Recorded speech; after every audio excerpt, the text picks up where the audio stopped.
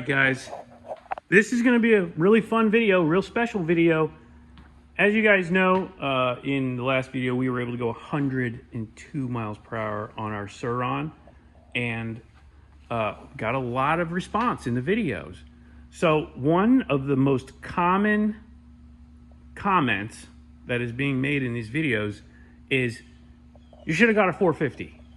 Everybody keeps saying you should have got a 450. You could have spent the same money and get a 450 and it'll do this stock. Okay, I hear you and I'm listening, but I'm gonna do you one better, because one of my good friends came by today and he happens to have a 450. Not only one, but two.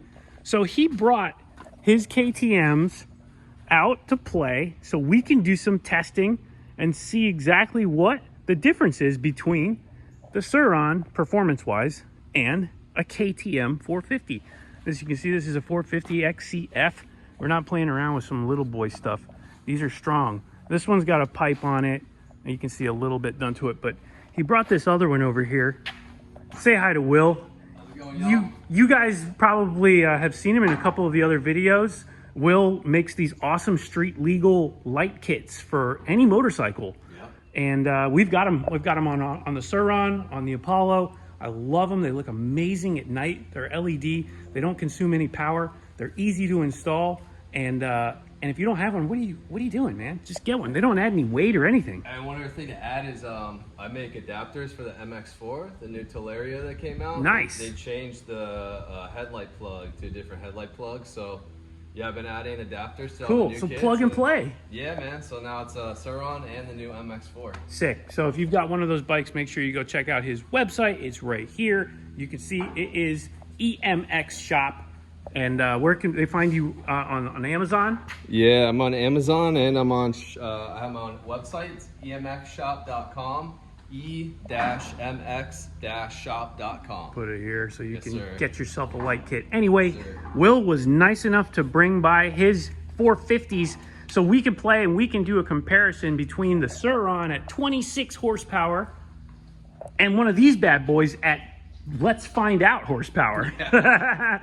So as you guys can probably imagine, the 450s are way bigger bikes. And we're gonna weigh them, we're gonna do everything here. They're way bigger bikes, but everybody keeps saying, oh, you should have got one of these because they'll do what the Sur RON modded can do stock. But I wanna see. You guys know how we do. So first thing we're gonna do is we're gonna do a dyno run with this, and we're gonna see what kind of power it puts down. We're gonna weigh it, and then we're gonna go out and do a draggy 0 to 60 and compare it to the 26 horsepower Sur RON. So stay tuned. Let's get this party started.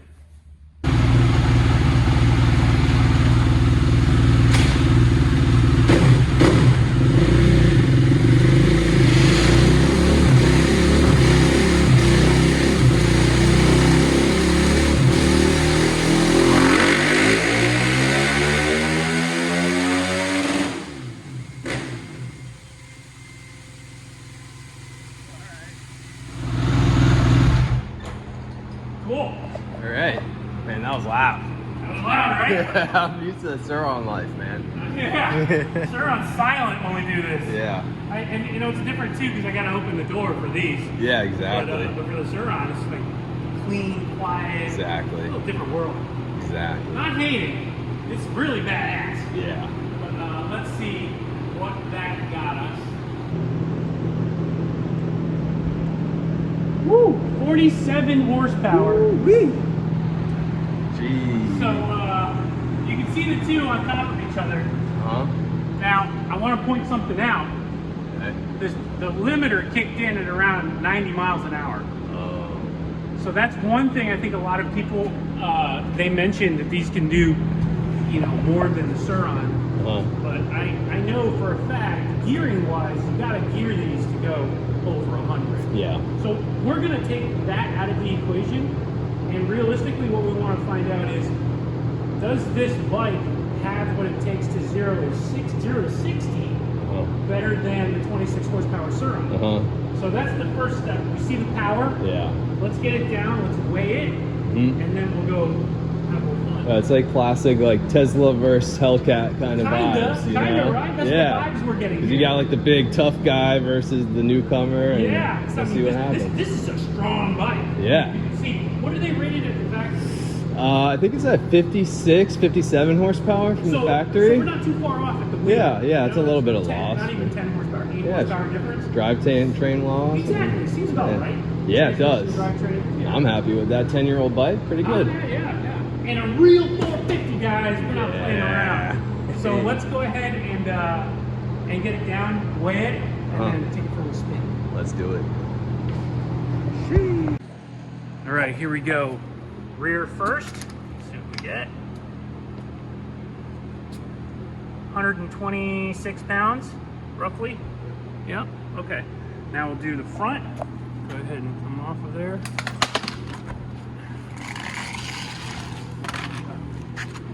Okay.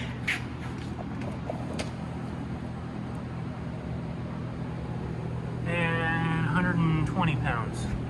So 245, 240, somewhere around 246. Yeah, that sounds about right. Sounds about right. They're what? It's supposed to be about 250, I think. Yeah, it's got like a gallon of gas in it. It's got oil in it, so it's So be roughly 250 pounds, 246 pounds. That's the weight we're working with. So you guys, you math guys out there can do the power to weight ratio and figure that out. 47 horsepower and 250 pounds. worry about it. The muscles over here just picks this one up. Yeah. Ready? Yeah. There we go. All right. So the front is 70 pounds. And the rear is also 70 pounds. So 140 pounds. Yeah. A little bit heavier than I thought, but then again, I forgot about the battery. I think these are 120 stock, something like that. The battery does weigh a little extra. So 140 pounds. It's not quite half the weight. And it's also not quite, it's a little more than half the power. Yeah. So if we double the power, we're at 53, Yeah. 54. And then if we double the weight, we're at 280. Okay. So we're 30 pounds heavier let's say we were the same weight technically. It would be 30 pounds heavier with 53 horsepower. Okay. So it's really close power to weight. That's gonna be a good match. That's a good match. This is really close power to weight. I think the real difference is just how this motor develops power, because remember, 1 speed on this. So we don't have the gearing to go through. Yeah. And we have instant torque as well. This thing puts down power from 0 to it's like to a the top. Tesla that it just takes off the line so hard. Exactly. But you also got to take into consideration the wheelbase too. Yep, a lot shorter. On the wheelies, and trying to keep the nose down. I think if we could probably measure the wheelbase. You want to do that real quick? Yeah, let's do it. Okay, so wheelbase is rated at 49 inches center to center. So 49 inches center to center on the Sur RON versus the big mighty 450, which is probably 8 or 10 inches further. Yeah. I want to say. It's definitely going to have a little advantage. Yeah. Off the line. Well, maybe not off the line, but just keeping the nose down. 59. So yep, exactly 10 inches longer, and that's gonna, like you said, that's gonna translate. But it is also taller, so you have that going as well. So they're both. I mean, this is really close. Yeah.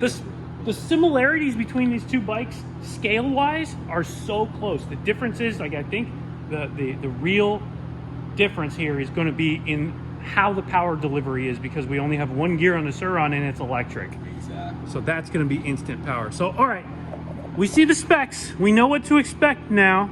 Let's go ahead and take this out in draggy and see what the 0 to 60 looks like. Okay, here's a 0 to 60 on the draggy for Will. Let's see what he can do.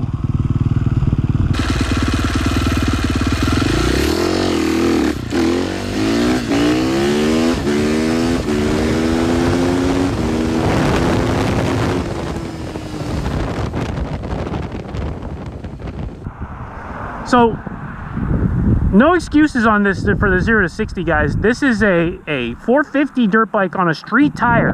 So we're not using a knobby. It's got maximum traction. Everything is the best possible scenario for 0 to 60 with the 450. All right, woo! All right, let's see what she's capable of here. The 0 to 60 now on the Sur RON.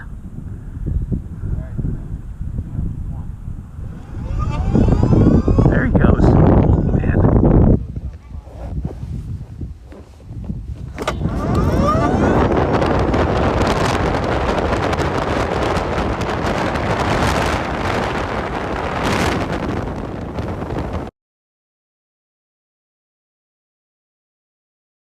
All right, 3.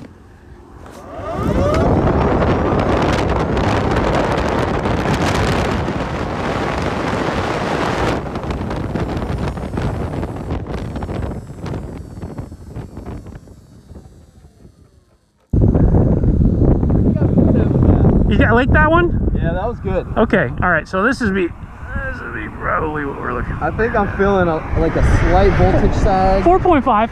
Yeah. I'll take it. I'm content with that. I'll take it. So basically a 10th difference, maybe 2 tenths. Exactly. And that's, again, like you said, a little voltage sag. You know, we're pushing on it pretty hard. I didn't charge the battery before we went, so it's probably like 70% or so. It's like 70. Oh, 67%. Exactly. So we're almost at the halfway point for the battery. I think they're really dead even. Speed-wise, though, I forgot one thing to mention. Top speed-wise, the Sur RON, would you be willing to say it's faster? Yes. For sure, right? Definitely. So people that were saying just get a 450 and it will do the same thing, they're not right. No. They're not right. No, with the right tuning and gearing and stuff, you can get one of these things to go fast. 102 on this bad boy. I think you did over 80 right there. I think so too. I saw you going. You were on your way. Yeah, man.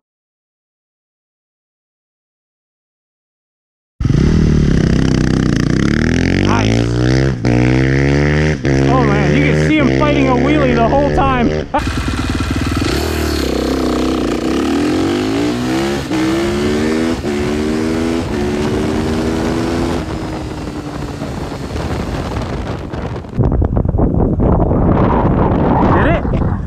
Was that a second gear start? That was second gear, okay, yeah. so let's take a look and see what that got us. 4.3, bro. Faster? Yeah, 4.3. So 4.3 seconds, 0 to 60. I'd say that's a pretty good launch. Yeah. I saw the wheel just hovering. You did really good there. All right, so we made it back.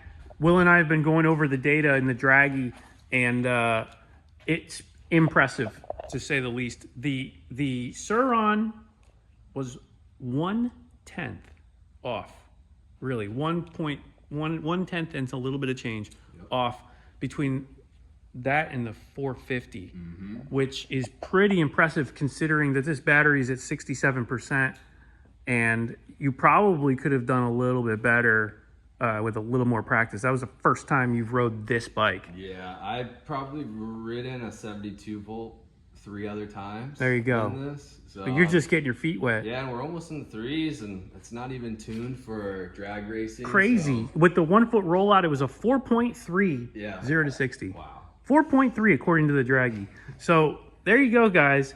The answer that everybody's been looking for is the Sur RON really slower than the 450? No. No, it's not. No, it's not. Right there. It's negligible. Negligible. Yeah. And then on top of that, you got to remember that this does 102 miles an hour. Exactly. And the 450's done at 89, 90. Yeah, exactly. That thing just, it's a lot more headaches. I think that this is like no spark plugs, no oil changes, none of that stuff. A lot smaller. Yeah. If you're a single track guy, these are great. If you're going around like in the trails, they're great. As long as you're and you're not going to cause a ruckus. People aren't going to be yelling at you like because you're so loud and stuff like that. This is a quiet, clean, efficient way to get out on the trails, on the tracks, and now we've seen it. Power to weight ratio, it's dead on. Yeah, man. We were talking about this 3 years ago when we dynoed that first time, and Yeah. this has been a long time coming that we really put to the test. For those of you who don't know, I'm going to say it again. Will's been in the game since day one with me. and his shop is EMX Shop. Go check him out. Give him some love, and we're not done. Yeah. We're gonna do some more stuff. I think this is just the beginning because we haven't even unlocked the full potential Yeah, of this bike. it's got some. Yeah, this is. I mean, you did on the top speed already. Right. But... Yeah, we've got the top speed stuff out of the way, but now we can play with the gearing. We Yeah. could go down. We could do a nasty sprocket and see what this you're thing. the king of tuning, so I'm gonna leave that to you, brother. We'll get it. Maybe we can get this sucker in the 3s, just as it is. I don't know. We'll Stock see. Swing arm, we'll see. That'd be pretty wild. That'd be pretty wild. But anyway, hope you guys enjoyed the video. That was the full comparison between the Sur RON and a 450 KTM big boy, no excuses bike. We dynoed them, we weighed them, and we dragged them. So that's about all we can do in this video. We'll see you guys in the next one.